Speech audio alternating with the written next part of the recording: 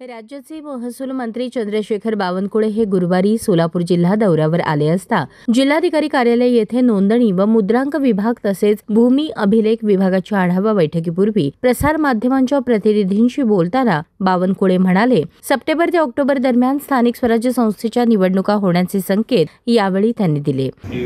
ज्या पद्धतीने सुप्रीम कोर्टाचा निकाल आहे 27 ओबीसी आरक्षण क्लिअर झाला आहे.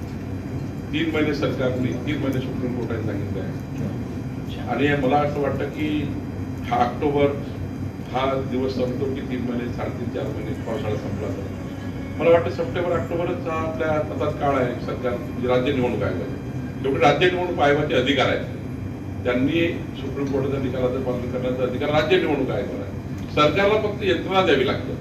ती यंत्रणा देण्याकरता माननीय मुख्यमंत्र्यांनी आधीच सांगितलं राज्य निवडणूक आयोग ज्या दिवशी लावेल त्या दिवशी राज्य सरकार तयार आहे. राहिला भारतीय जनता पार्टीचा प्रश्न उदय लावला तर भारतीय पार्टी तयार आहे. भाजप एकनाथ शिंदे यांची शिवसेना आणि अजित पवार यांची राष्ट्रवादी काँग्रेस पार्टी राज्यात युतीच्या माध्यमातून तिन्ही पक्ष एकत्रित सत्तेवर आहेत, तेव्हा पालिका निवडणुकीत देखील ही युती टिकवून ठेवण्यासाठीचे आमचे प्रयत्न राहतील असेही सुतोवाच बावनकुळे यांनी केले.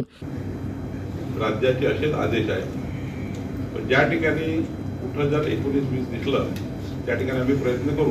एक लास्ट ज्या ठिकाणी समजा नाही जुळलं खूप प्रयत्न केले नाही जुळलं संसारामध्ये आपलं होतं खूप प्रयत्न करते नाही जुळलं तर नंतरही प्रयत्न करता येतं की तुम्ही मित्रपक्ष म्हणून आपसात समजा मैत्रीपूर्ण लढत केली तर नंतरही आम्हाला एकत्र येता येतं. असं नाही की महायुतीत काही प्रॉब्लेम आहे. आधीच आम्ही प्रयत्न करू योग्य पद्धतीने महायुतीत लढता नाही जुळलं तर मैत्रीपूर्ण होईल. पालिका निवडणुकीपूर्वी शहराच्या राजकारणात मोठे अदलाबदल झाल्याचे दिसून येतील. याशिवाय भाजपात मोठे इनकमिंग होताना दिसेल असे संकेत यावेळी चंद्रशेखर बावनकुळे यांनी दिले.